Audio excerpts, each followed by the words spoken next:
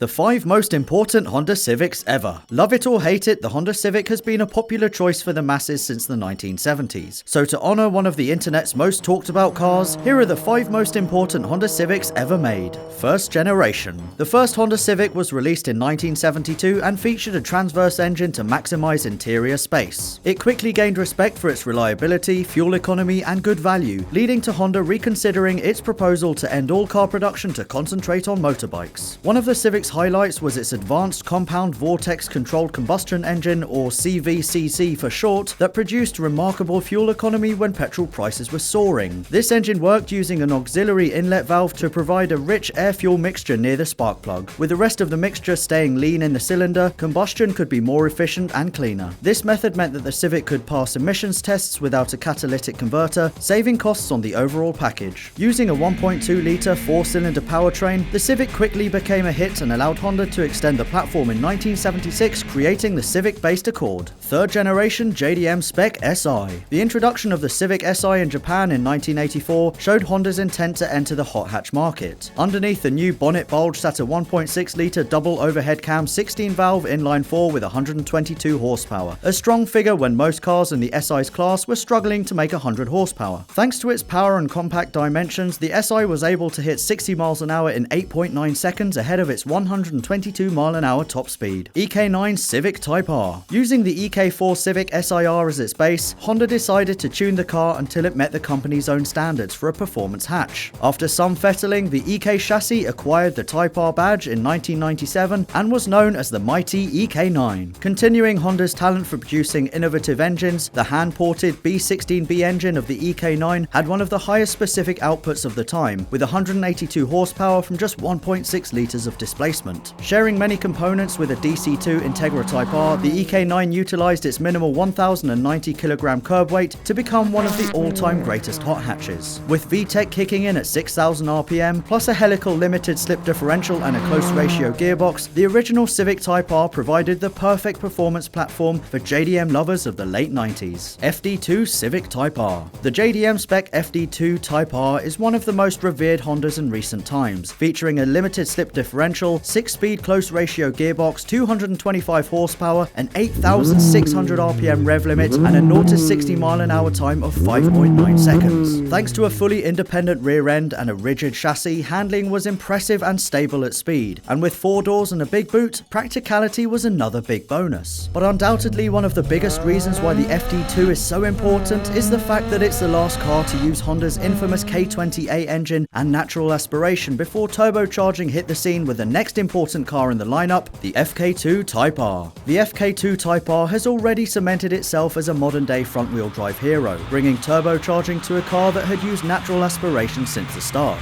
From 2 litres, VTEC down low in the rev range, and a turbo that takes care of the rest, the car now makes 306 bhp, bringing it well within punching distance of the Focus RS and Golf R. Sticking with front-wheel drive, Honda used the combination of a mechanical limited slip differential and torque steer-killing dual-axis strut front suspension to tame the powertrain, making for one of the most capable and entertaining hyper hatches on the market. With a production run spanning 45 years, Honda has managed to imprint Japan's Golf into the hearts of many petrolheads over the years. Honda fanboys may get abuse about VTEC and the classic lawnmower engine jokes, but the Civic has given people an inexpensive, reliable, and economic performance car that has seen it become an integral part of the hatchback and hot hatch landscape. And with the initial reviews of the latest generation Civic being overwhelmingly positive, it seems that Honda has yet again produced another capable string to its Civic family bow. So what's the EK9 Civic Type R like to drive? Well, let me start with this.